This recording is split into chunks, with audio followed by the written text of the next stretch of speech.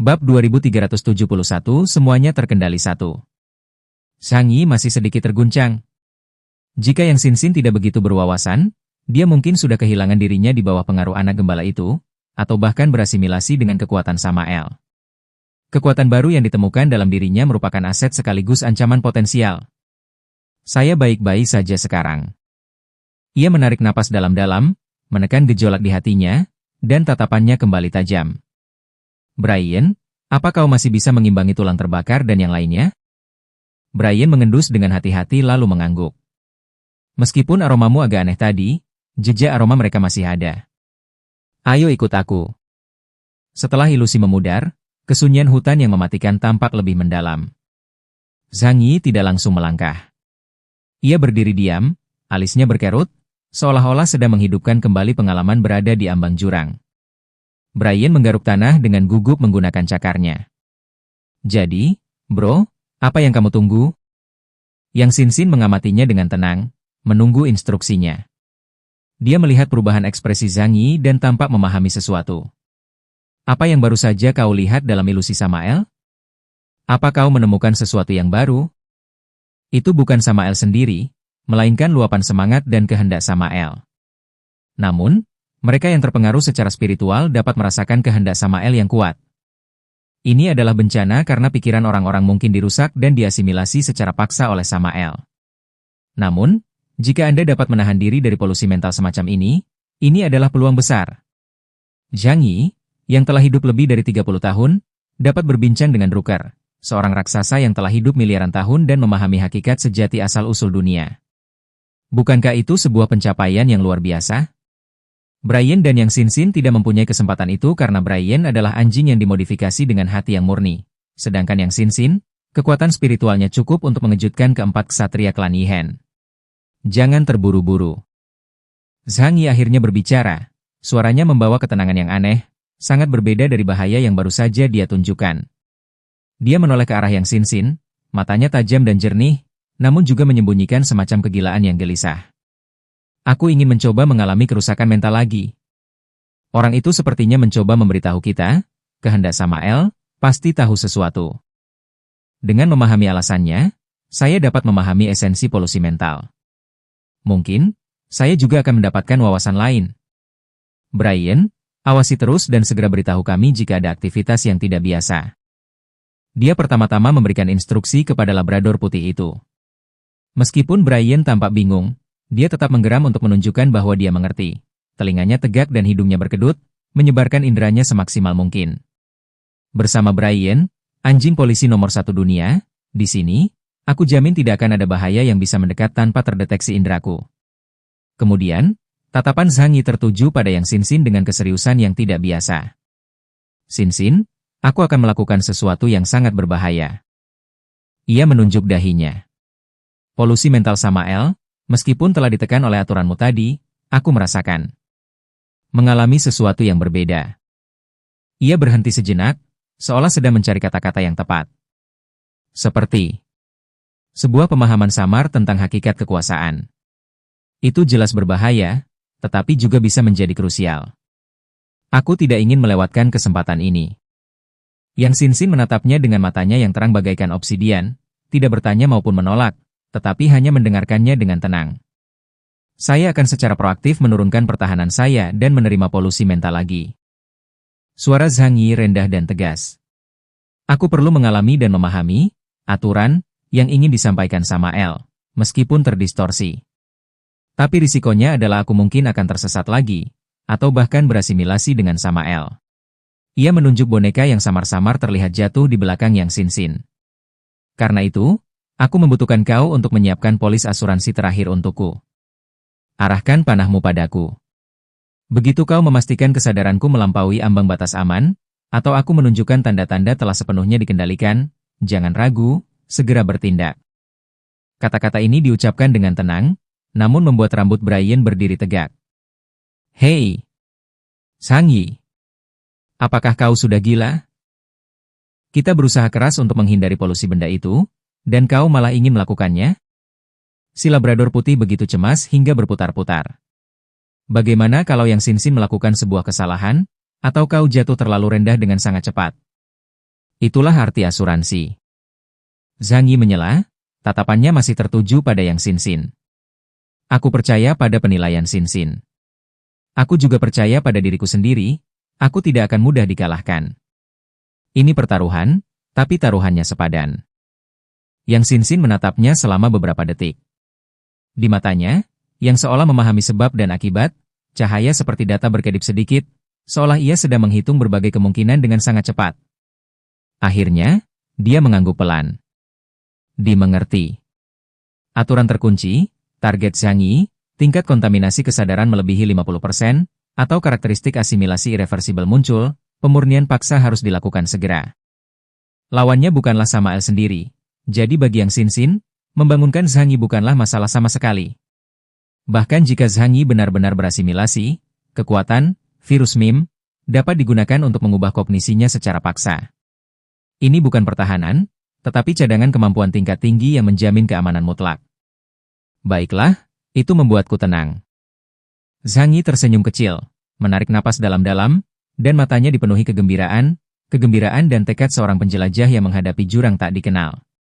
Dia menemukan batu yang relatif datar dengan punggungnya bersandar pada akar pohon mati yang besar, perlahan-lahan duduk, menarik napas dalam-dalam, dan kemudian perlahan-lahan menutup matanya. Mari kita mulai. Dengan pikiran, penghalang mental tak kasat mata di sekelilingnya, yang dibangun dari kekuatan spasial dan kemauan kuat, perlahan menghilang seperti es dan salju yang mencair. Hampir seketika penghalang itu lenyap, polusi mental yang ada di mana-mana, dingin, dan kental di hutan matahari gelap, seperti hiu yang mencium bau darah, menyerbu liar ke dalam dunia mentalnya yang tak terjaga. Boneka jatuh di belakang Yang Xinxin mengeras sepenuhnya, dan busur panjang mengerikan yang terdiri dari sebab akibat dan mim ditarik kembali. Sebuah anak panah yang memancarkan hawa dingin terpasang pada tali busur, ujungnya mengarah tepat ke dahi Zhang Yi. Mata Yang Xinxin sangat terfokus, seperti instrumen yang paling teliti, mengamati setiap perubahan kecil pada tubuh Zhang Yi. Brian berdiri di samping, sedikit kekhawatiran terlihat di matanya, tetapi tidak ada lagi yang dapat ia lakukan saat ini, ia hanya dapat mengeluh dalam hati sambil terus memperhatikan keadaan sekelilingnya. Mereka yang berada dalam bayangan merasa sedikit khawatir saat melihat ini. Akan tetapi, mengingat perilaku Zhang Yi yang tenang dan fakta bahwa Yang Xinxin ada di sana sebagai rencana cadangan, mereka menjadi sedikit santai. Bos Zhang tampaknya tidak terburu-buru sama sekali. Fatih Su menggaruk kepalanya dan berkata dengan rasa ingin tahu. Bluebird, Li Yangyang menyampirkan lengannya di bahunya, alisnya sedikit berkerut. Sejak memasuki hutan matahari gelap, Tuan Zhang Yi memberikan kesan bahwa dia telah mengendalikan segalanya. Bab 2372 semuanya terkendali 2. Dia tampaknya tidak terburu-buru mencari api. Yang Xia tersenyum dan dengan terampil membuat beberapa minuman hangat di sampingnya, lalu meletakkan tangannya di atas minuman tersebut dan mengaktifkan kemampuannya. Saat ini, indeks kekuatan supernya telah mencapai 12.000 poin. Setelah kembali dari penaklukan Kekaisaran Wuluan, Zhang Yi memperoleh sejumlah besar roh pengorbanan. Yang Xia, tanpa diragukan lagi, telah maju ke wilayah Ipsilon. Kemampuan, pesta, telah berevolusi menjadi Ratu Makanan Lezat. Makanan apa saja yang dibuat dengan tangannya akan menjadi sangat lezat dan menggoda. Yang terpenting, ia dapat meningkatkan kekuatan mental, kekuatan fisik, dan bahkan kemampuan bertarung pengguna dalam waktu singkat. Oleh karena itu, jangan remehkan indeks kemampuannya yang rendah. Sebagai karakter pendukung, dia dapat memberikan Zhang Yi bantuan yang luar biasa. Li Yangyang tersenyum sambil menerima gelas minuman dari Yang Xia. Setelah menyesapnya, ia langsung merasakan energi dan semangatnya membaik, dan tubuhnya terasa nyaman. Matanya tertunduk, dan dia berpikir dalam hati. Bahkan dengan keberadaan kita, akankah Zhang Yi masih menahan diri? Sepintar apapun dirinya, dia telah menyadari bahwa Zhang Yi dan Yang Xinxin pasti menyembunyikan sesuatu dari yang lainnya. Namun, bukanlah ide yang bagus untuk menanyakan hal ini. Meskipun Youker dan yang lainnya tahu bahwa Zhang Yi menyembunyikan sesuatu dari mereka tidak terlalu memedulikan hal itu. Karena mereka telah sangat lama saling percaya. Zhang Yi tidak memberitahu mereka, entah karena tidak perlu atau karena prinsip kerahasiaan informasi. Zhang Yi sedang diserbu oleh keinginan spiritual yang merasuki berbagai bagian hutan matahari gelap. Alisnya langsung berkerut, dan tubuhnya sedikit gemetar. Halusinasi yang beberapa kali lebih kuat dari sebelumnya kembali menghinggapinya, dan kali ini, ia membuka pintu dengan terpaksa. Padang rumput hijau di kala senja, langit luas dengan awan putihnya, serta semilir angin menerpa wajah membuat Anda merasa sangat nyaman. Sang anak gembala tetap duduk di atas batu, posturnya rileks. Namun, saat kesadaran Zhang Yi muncul di tanah tandus ini, senyum lembut di bibir anak laki-laki itu tampak semakin dalam, dan secercah kegembiraan yang diharapkan terpancar di matanya yang hitam dan berputar-putar. Kamu lebih menarik dari yang aku bayangkan. Anak laki-laki itu berbicara, suaranya masih jelas. Mereka yang berani melangkah ke dunia ini adalah orang gila yang bodoh atau. Dia berhenti sejenak. Calon kerabat kami. Kesadaran Zhang Yi berdiri di hadapan anak laki-laki itu, berusaha untuk tetap berpikiran jernih. Saya hanya ingin melihat beberapa hal dengan jelas. Apa yang ingin kau lihat jelas? Anak laki-laki itu mengetuk tanah pelan dengan tongkat gembalanya. Melihat mengapa domba memakan rumput, dan mengapa manusia memakan domba? Atau melihat siapa dirimu sebenarnya? Yah, kau punya keduanya. Zhang Yi berkata terus terang. Setelah secara sukarela menerima polusi, dia merasakan hubungan yang lebih dalam dengan ilusi ini, dan bahkan bisa merasakan denyut samar yang berasal dari tanah tandus di bawah kakinya, kehendak yang tersisa dari wujud asli Samael yang tertidur.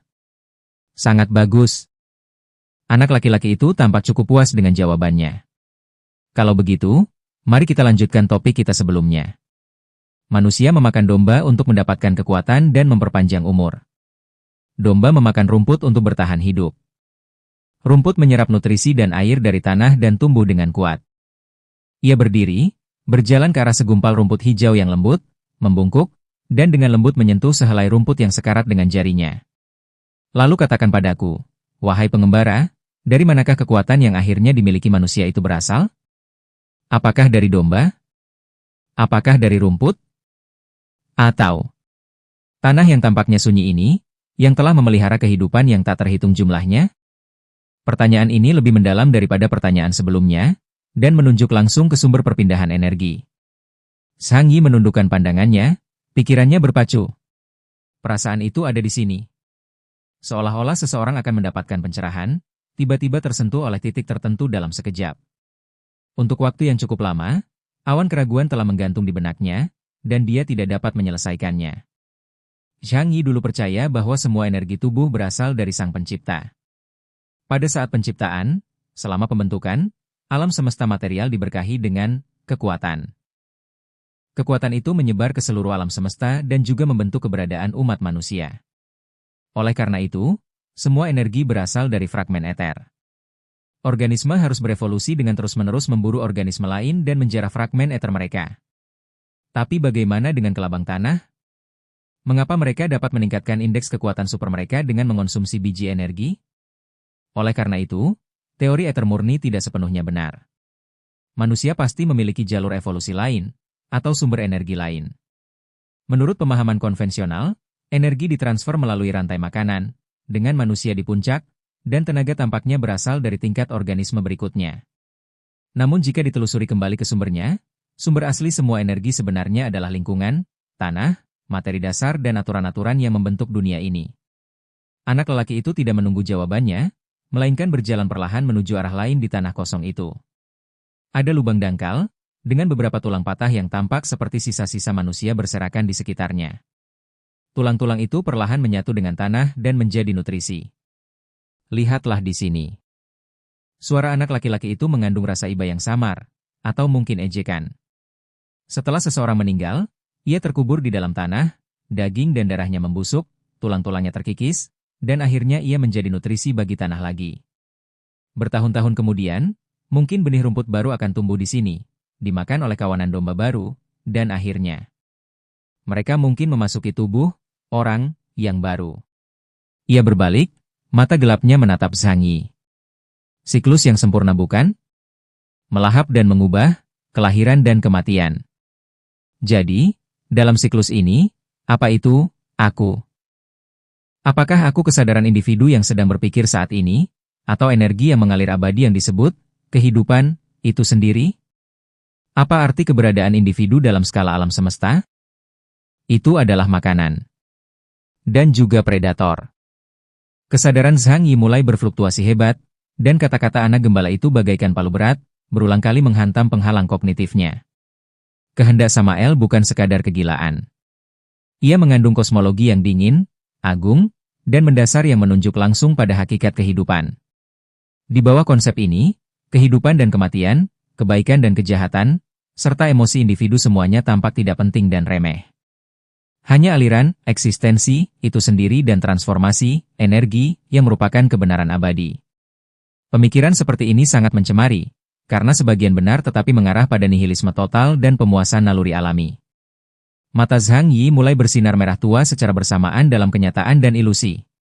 Dia merasakan kesadarannya diasimilasi oleh perspektif agung ini, dan keinginan individualnya bagaikan istana di pantai, yang hampir runtuh di bawah gempuran ide-ide melahap.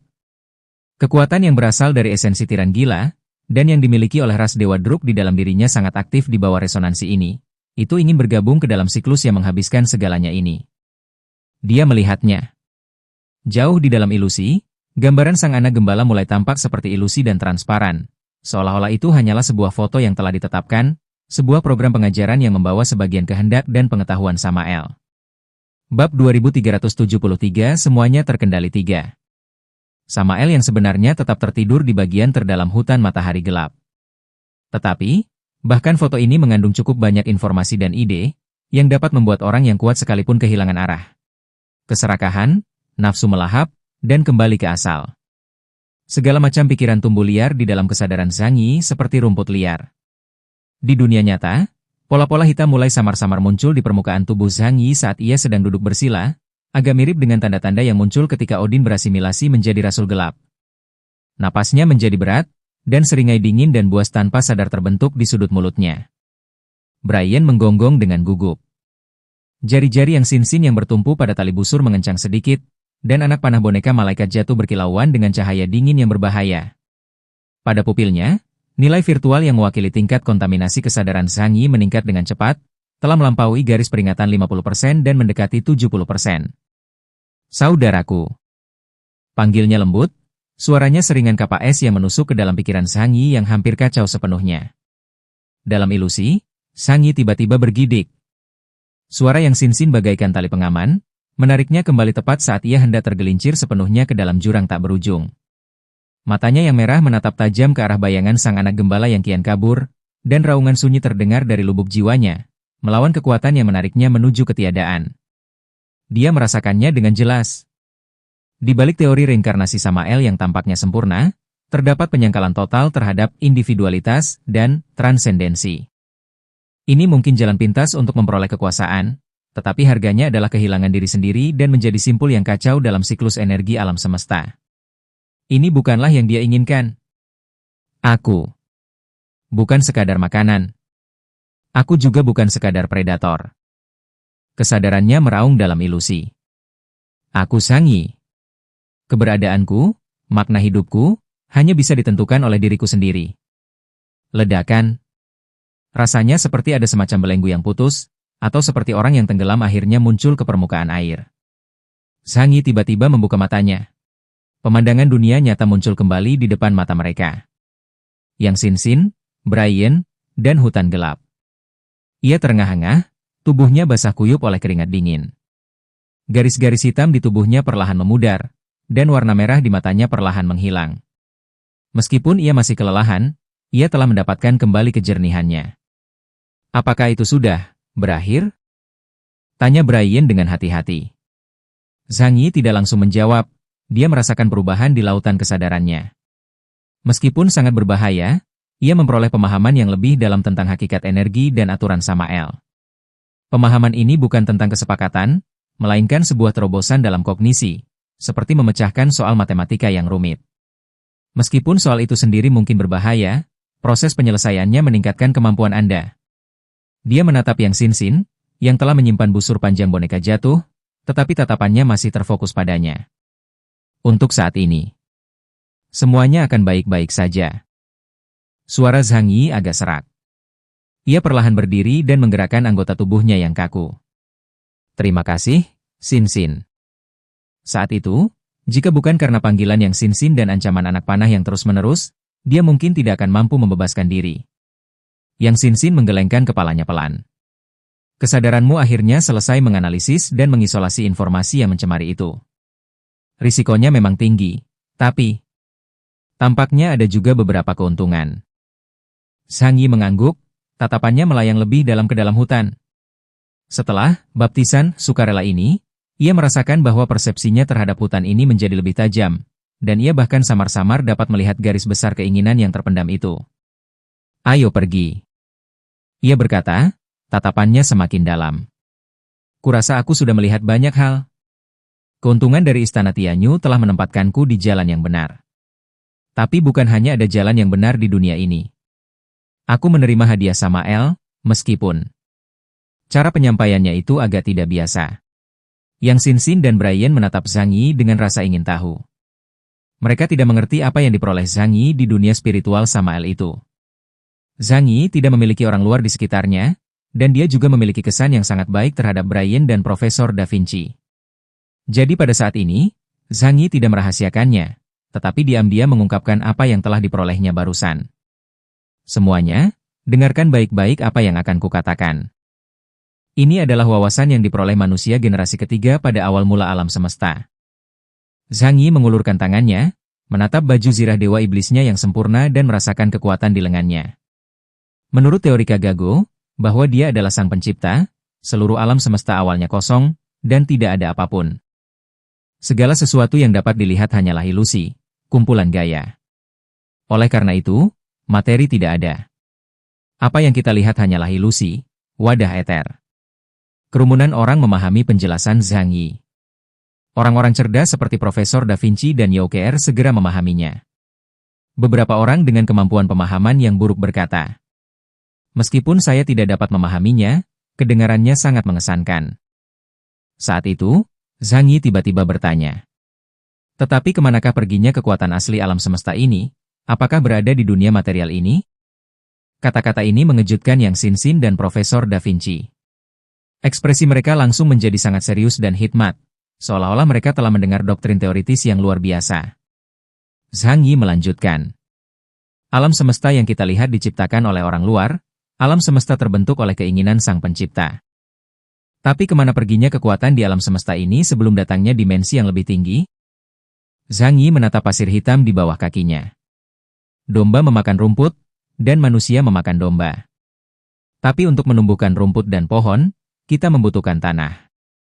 Oleh karena itu, kita telah mengabaikan sebuah masalah besar di masa lalu. Sebagai pembawa fragmen eterik, alam semesta yang tidak dapat kita lihat sebenarnya adalah fondasi dari segalanya. Yang Xin sudah mengerti apa yang Zhang Yi coba katakan. Itu kebalikan dari alam semesta. Tidak, mungkin itu seharusnya disebut sisi positif alam semesta. Dunia material kita adalah sisi gelap yang berakar di alam semesta ini. Sebuah ide yang sangat berani muncul di benak Zhang Yi.